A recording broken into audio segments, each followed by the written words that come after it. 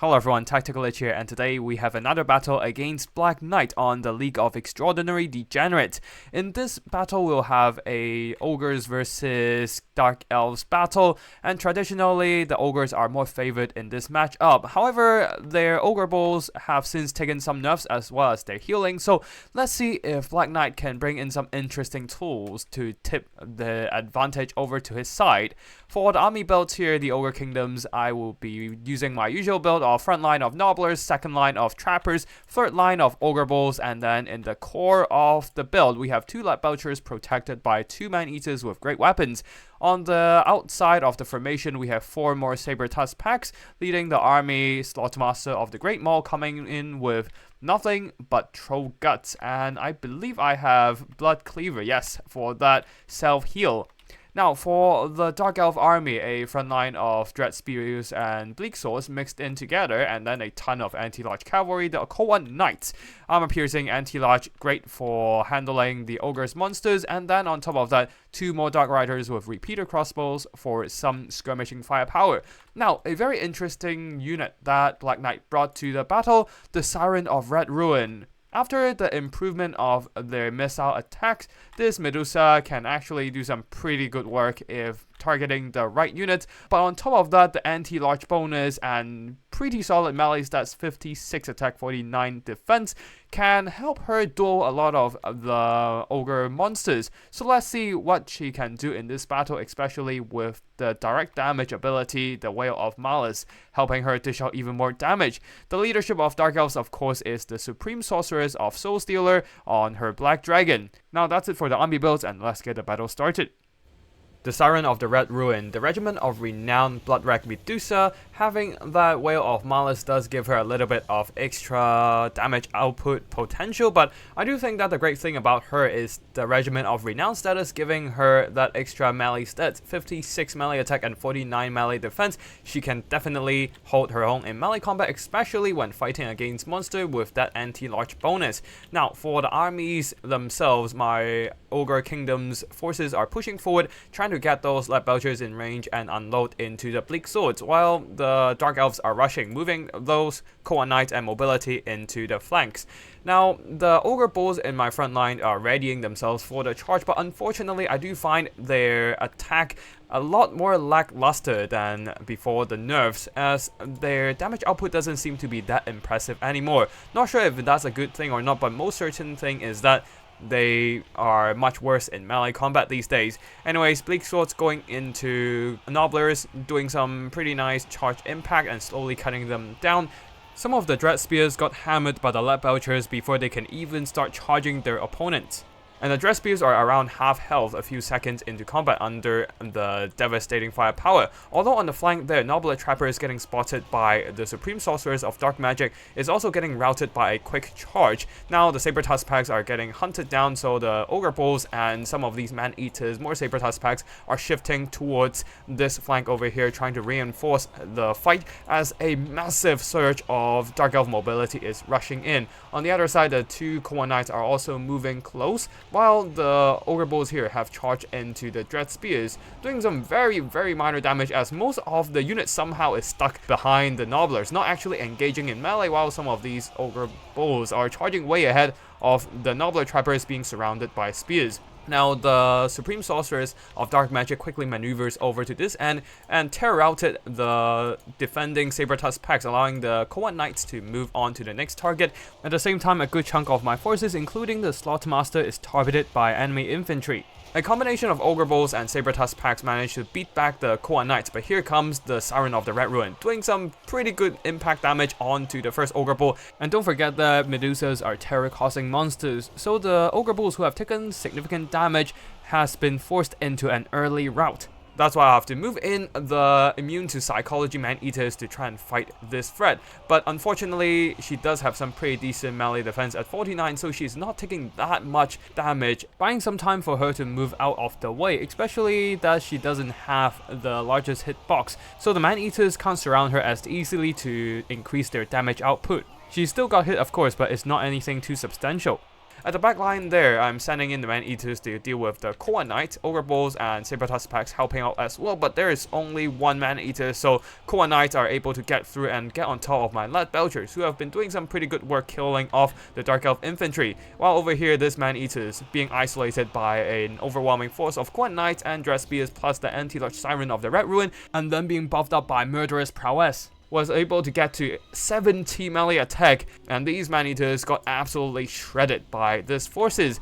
I did make a mistake here, as I could have used the Slaughtermaster to drop a Troll Gut onto the Man-Eaters, doing some preemptive healing. Perhaps they can stay in the fight. Definitely something I could have done better, but anyways, this is too late to cry for that now, as the Ogre Bulls and Slaughtermaster are the next to fall victim to the Siren of the Red Ruin.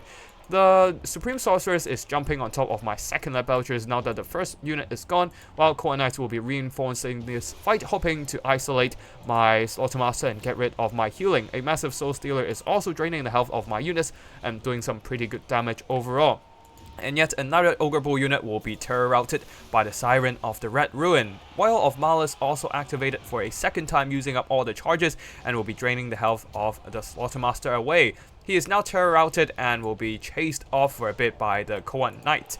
Nobbler Trappers pushing in, while the Man-Eaters, Ogre Bulls, and Saber-Tusk Packs trying to get back here and reinforce the debilitated forces of my Ogre front line. Unfortunately, the Slaughtermaster is stuck between a rock and a ton of Cold One Knights, so he's not exactly having the easiest time getting out of this surround. While these returning Man-Eaters will be shredded by the Overwatch fire from some Dark Riders, I'll be moving in some Saber-Tusk Packs trying to push off the Dark Elf mobility and skirmishing firepower. Anyways, these Man-Eaters will be routed a second time down to only 4 models. I don't know how much they can do in the fight so far, but the Man-Eaters over here are doing some pretty good work, cutting down the Koa Knight and getting a surround on the Supreme Sorceress of Dark Magic and start beating her down. Though my forces are quite beleaguered right now, nothing really at the back line to protect the Lead Belchers, so these Dark Riders were able to just sneak in and maybe perhaps get some shots onto the Lead Belchers, who are too busy shooting at the Siren of the Red Ruin and perhaps the Supreme Sorceress of Dark Magic. Now, the Siren is actually capable of being knocked over, so whenever she gets knocked over, she seems to be untargetable in melee and actually buys her more time from being hit by enemies. That might also mess with the missile targeting, because if she lies down, she is actually shorter than units around her, causing my missiles to lose line of sight on her. Anyways, the Dark Riders over here will be shot up by some of these Lead Belchers being pushed off once again by the incoming Nobbler Trappers and regular Nobblers. Some Koa Knights have regrouped, might be going after the Nobbler Trappers, or they might just come over here to reinforce this fight. The Man-Eaters quickly pulling back as the Dark Sorceress is now dropping onto the Lead Belchers, quickly breaking them off, while my other Lead Belchers, seeing that there is an incoming unit of Tattered Dread Spears, decided to take the matters into their own hands, using their charge bonus to slam into the Dread Spears, quickly rout them off before the Dread Spears charge into them to do that anti-lurch damage. Now they are moving on to the next unit, the Bleak Swords. These guys are also tattered, so perhaps a charge impact would be enough to break them as well.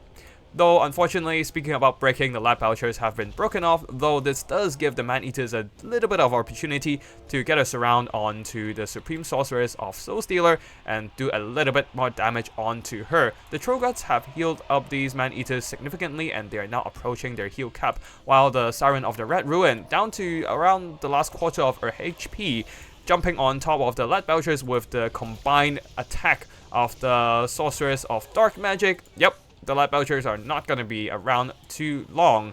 Supreme Sorceress now on the ground, though, trying to snipe out my Slaughtermaster. The Man-Eaters are closing in, though, and might be able to put in a pretty good beating onto the Supreme Sorceress. But here comes the Dread Spear surrounding, and the Koa Knights coming in as well. All my remaining forces are too far away to support. These Nobbler Trappers are still relatively healthy, but alas, the Slaughtermaster has been routed and the Man-Eaters are running out of their support. They are trying to surround the Siren of the Red Ruin, but every time she gets knocked over, she is not doing damage, but she's also not taking damage from the Man-Eaters either. While the Man-Eaters stuck on the Siren of the Red Ruin, the Dread Spears are able to catch up and surround them. A quick breath attack from the Black Dragon nuked their HP and lowered their leadership. Once the Man-Eaters are gone, the rest of the Ogre armies are folding as well. Not even the Troll Guts on the Slaughtermaster can save them from army losses. Once again, GG to my opponent Black Knight using the Siren of Red Rune very interestingly, not using her missile attacks at all, just throwing her into combat like a melee unit, using that terror and anti-large bonus plus the regiment of renowned melee stats to her advantage, earning back quite a bit of value. The Koa Knight and the Dark Riders with repeater crossbows all did some pretty good damage against my Lead Belchers and Man-Eaters, while the infantry, some of them did okay, some of them did not, being hunted down by Ogre Bulls and Nobbler Trappers. And of course, Supreme Sorceress of Dark Magic of Soul Stealer, more accurately, did a lot of damage with the Soul Stealer spams and the breath attacks, plus terror routing off my Ogre Bulls and Nobbler units as well. The Ogre Kingdom's army, one of the Man-Eaters, did some solid damage, almost managing to get the Sorceress of Dark, but unfortunately, with one of the Man-Eaters being wasted by me, I was not able to pull the game back. The Lead Belchers didn't actually earn back their value, being constantly pressured and hunted down by the Koan cavalry, while the Ogre Bulls did okay, nothing too amazing. The Nobbler Trappers, as usual, a pretty okay chaff unit, but the Sabertusk pack was wasted by me as I recklessly threw them into melee against the Koan Knights. Nobblers, well, they're just chaff, so not much to say about them. And yeah, that's it for today's battle. I hope you all enjoyed this multiplayer action, and if you want to see more, be sure to subscribe to my channel. Thank you for watching, and I'll see you in the next one. Tactical Lich, signing out.